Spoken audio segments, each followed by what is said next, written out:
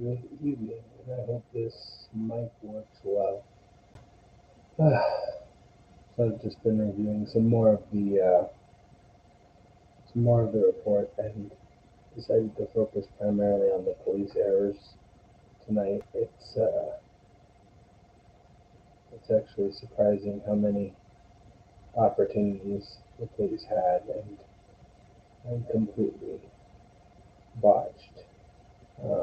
I was reviewing the report, and one of the things that struck me early on was that there was an opportunity, at least two, when the shooter was on the exterior of the building to intercept the shooter.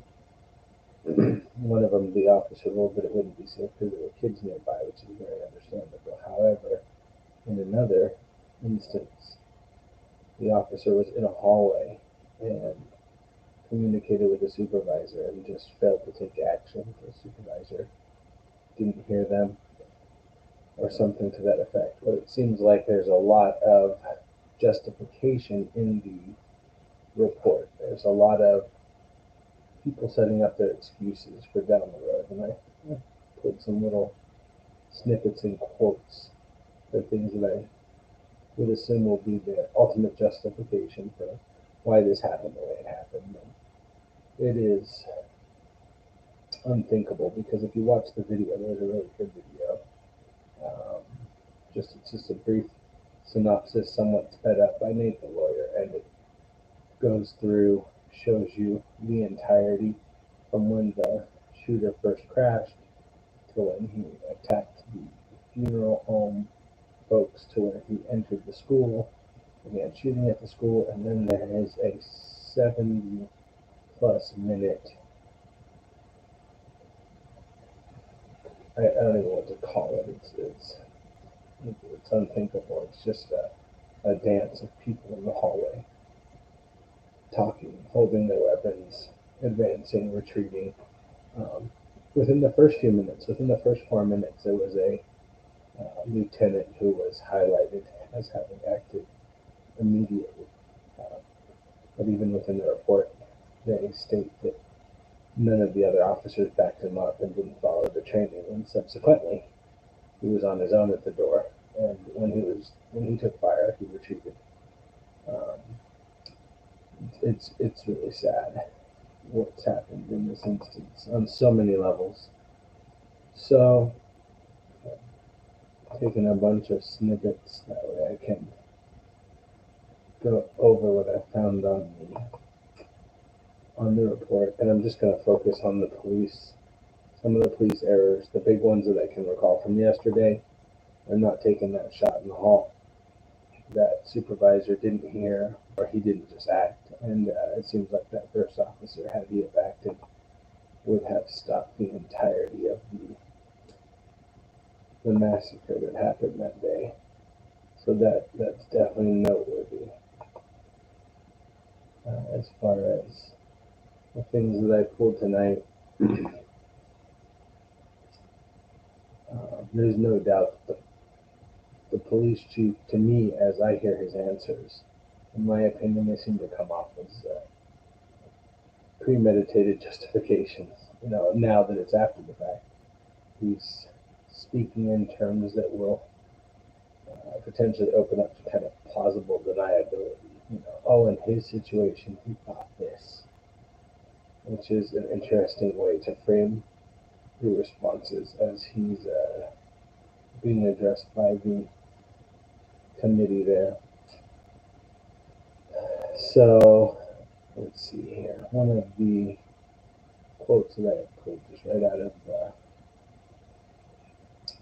report here.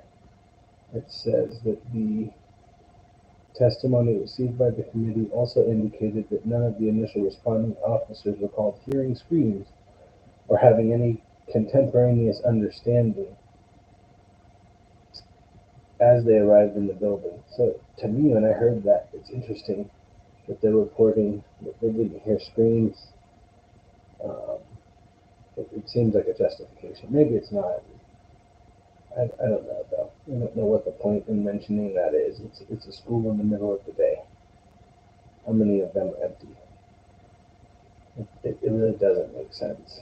And I'm going to see that later. There's I may not even cover it, but basically at one point Pete goes to a room and he's Pete Arredondo, the chief, and at one point he goes to a room and says, that room's empty. I think that's room 110. And then later on he goes to 109 and it's dark and he finds it's full of children. And just because you found one empty room doesn't mean you shouldn't be looking at all the others and trying to rescue the people within them. Um, the early officers, it's a shame they advanced and then eventually took off. Watching Nate the lawyer's video, you just see it looks like especially that it's sped up, it looks like some kind of, is it Benny Hill, kind of just folks sitting there pantomiming in the hallways. There's really not much action going on. And it appears that early on, the way that Pete justifies it, he says, I actually have the quote right here, it says, Chief Arredondo testified that he immediately began to think of the attacker as being cornered, and the situation of being one of a barricaded subject, where his priority was to protect people in the other classrooms from being victimized by the attacker. To me, that just reads like a dude setting up a defense. He gets there. It's a school in the middle of the day. There's been hundreds of rounds fired, and he says, "Oh, this room's probably okay. Um, he's trapped now."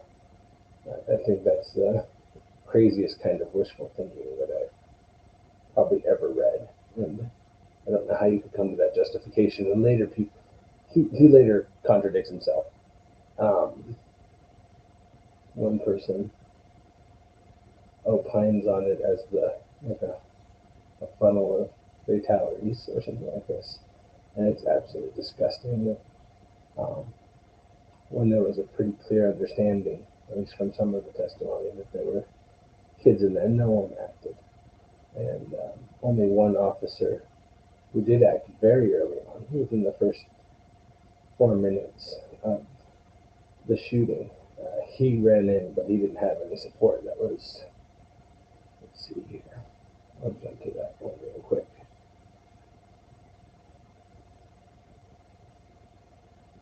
That was the lieutenant. Yeah, Lieutenant Martinez returned down the hallway following the active shooter and began to advance towards rooms 111 and 112. And it was evident that he had the desire to maintain momentum and stop the killing.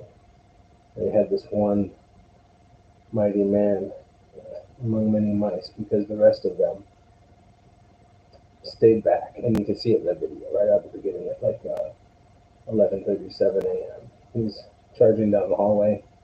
They stayed way far back. It doesn't make sense because half an hour later, when there's 40 people in the hallway, they advance way down the hall. You can see there's just all this empty space where they could have been closer. And the shooter goes in between the two rooms at some point, probably shoots the lock off the door. And so had they have been in a better position, they could have got him then. And he went between the rooms. There were 11 or 12 phone calls received from people inside the classrooms. So they were hiding out and laying low. And he was going back and forth between them. And there was just no intervention to actually stop the massacre, which is unthinkable.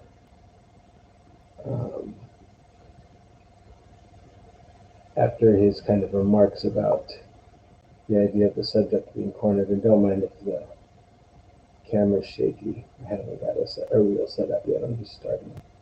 It says, after the comments about him viewing this guy as cornered, it says the committee agrees that the officers should have attempted to breach the classroom even without body armor. But then, even in this statement, they place this kind of defensive posture in their language. It says, but it is inflammatory and misleading to release to the public a report describing plans that could have been implemented. So apparently there's some commentary that they could have done this or that with a shield, but they didn't have a shield. And I think that it really seems like a non sequitur. It doesn't really follow because the point is that, and they even say at points in the document, oh yeah, you probably should have gone down the hall. You probably should have breached. In fact, that was the protocol, and they just didn't do it. They at some point refused to, and they talk about the dark, smoky room and the fact that someone can shoot out of it, and it's like, yeah, it seems to me like this place was hell on earth. But that was the time to become a champion and put your life on the line. And sadly, they really didn't. Um, let's see here. So there's another quote from Pete, and it says, uh, in his idea of having trapped the guy, he says his thought was, we can't let him out. We can't let him come back out. If he comes out, we take him out and we eliminate the threat. Let's get these children out. And that has this really uh, problematic idea because if he knows there's kids in there, why is he saying he wasn't sure? He viewed him like he was cornered and maybe the classroom was empty. There's some real inconsistency in the way he kind of states stuff. Um, but I think it's a defense. I honestly think there's a good part of the report and the way things that are written that they give, he's probably trying to give himself some plausible deniability. Chief Arredondo responded to the committee after they had asked. He says, I guess if I knew there was somebody in there, we probably would have rallied a little more to say, okay, someone's in there. I mean, it's a school in the middle of the day. So, I mean, how often are people not in there? School, midday, right? Not that frequently. This is pretty damn careless and surprising that some of the things he says or some of the thoughts that were going through his mind that kind of, this isn't, this isn't even prayers, it's all hopes. And it really doesn't justify, I don't think, 73 minutes standing around idle. It's mind boggling. That is such a long time. 73 minutes, and you can watch it. I mean, even when it's fast forwarded, it's a 20-minute video with the occasional pause and play on the Nate the Lawyer channel. That's crazy, and it's terrible to watch even in fast forward. But really, I wish to God that one of these people would have put their life on the line. It seems like they waited for every kind of tactical advantage possible and went around clearing every other room. But then those two rooms, they stayed so far down the hall for the first half hour that they had no ability to know what was happening. They couldn't have even seen the guy. They were so far back. Um, Later on in the report, Chief Arredondo responded, I think he does. There's probably some casualties in there. And my commentary for that is like, you just can't make up your mind. Um, there are times where he's saying, oh yeah, no, it's probably fine. And other times where he's like, yeah, there probably are casualties. Another officer was quoted, his name was Sergeant Coronado, and he warned another officer when they arrived. He says, little more than 10 minutes after their initial encounter with the attacker, Sergeant Coronado warned arriving officers in the doorway that there was a fatal funnel. And I thought it was a great idea to pause for some alliteration to describe the hallway. Um, we should probably be writing and not protecting people because he certainly didn't. Um, let's see here. I mean, the one bright spot of all this was just the beginning. Lieutenant Martinez really seemed to act properly and tried to intervene, but beyond that, there was a great amount of trepidation, fear, hiding out. And now, as you read through this report, there's even more. Seems like they're laying the groundwork for the potential standard of what a reasonable officer might think. Right? If other officers would agree with Pete that maybe Pete didn't do anything wrong, a lot of the legal standards will be a reasonable person standards. But with 73 minutes of these kids just numerous phone calls with shot victims calling out for help and a complete failure to follow any kind of radio command establishment. There's so many issues here. And there was a press conference tonight with the CISD and Superintendent John there. Wouldn't comment too much. A lot of the families poured their heart out. It was very honest, open expression of what they've suffered, what they'd like to see in terms of accountability, and um, what they'd like to see in terms of safety going forward, which I might do a little brief overview of some of the safety stuff that exists. Like I mentioned yesterday, my son had gone to a school in LAUSD. There was one entry point, there was 10-foot walls, there was a locked door that required a second person to open the second door after you checked in. They had an immense ability to control the flow or the stream of people coming onto the campus. Subsequently, it's a lot safer. Rob and the Uvalde School District don't seem to have any of that, and school's going to start in a few weeks, and the families are justifiably concerned. Um, One thing I thought about, a couple things I thought about. One, the superintendent seemed, as people called for Pete to be fired, he kept putting it off and suggesting that there's a lot of process that needs to go down. But I feel like knowing that there's litigation pending, I think Thomas J. Henry, a local lawyer, is going to be on that. Um, it may be that he doesn't want to act in any way that admits culpability. So they're running out the clock on that to leave as much wiggle room for their defense and uh, minimizing the financial impact of the district, because it's not like there's some criminal um, charge pending there.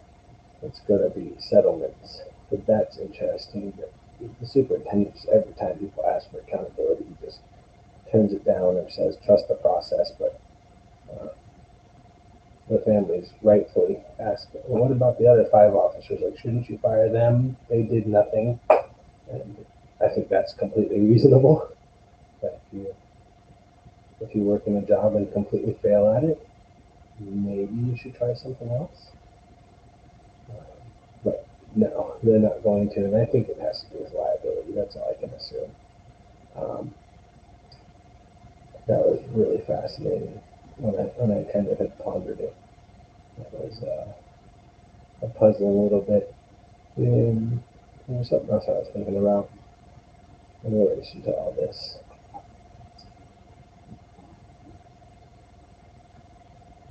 I'm trying to recall, but I don't know. The whole thing is really just tragic to read. The families really did pour their hearts out during this time, and he seemed to be obfuscating and dancing around it and tipping his hat, which is unfortunate because it seems like some action should be done. And the idea that those same officers are going to be there in the fall to welcome the kids back doesn't make sense. It really doesn't. I wouldn't have any confidence in them. That's the other thing I was thinking of was in terms of school safety. I think if Texas had the ability to use school vouchers, these families that are traumatized could go anywhere. Start a private school. They could join a uh, join a private school. They could go out of the area. But when we have this kind of school system that keeps you confined to your local geography, um, the families are facing that. They got to go back or hopefully pull their kids out and start the district until a new district and a better district pops up.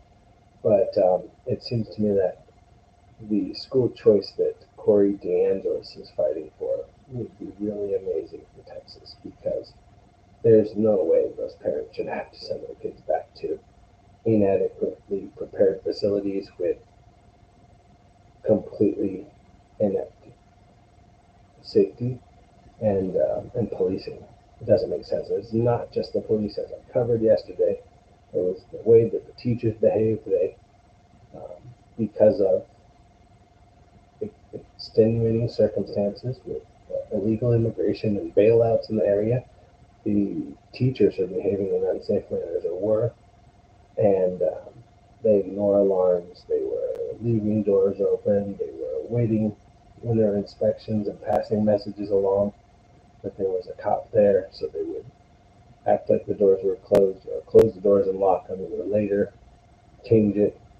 Those things are completely unacceptable. And so, if the parents could pull the kids out and stop the district, I think it'd be great at this point because the district seems more interested in protecting its bonds and limiting its liability than it ever was in protecting the kids.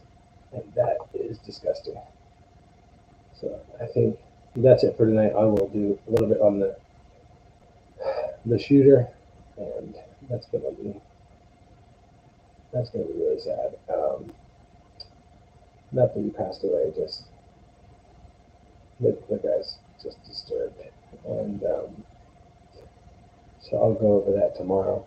Maybe I've got a few more tonight, but it is a lot of review just to come up with uh, some really solid analysis, and I was really trying to work out that problem of why won't they do anything about this? And I think it's liability. They don't want to cop to it. So let's get school choice and change the way Texas works because this ain't gonna fly. I don't think anyone should have to put their children into schools where they got 5 foot walls and doors that don't lock and teachers that don't bother to lock the door and police that won't go help the kids. That's insane. Anyway, thank you. Have a great night.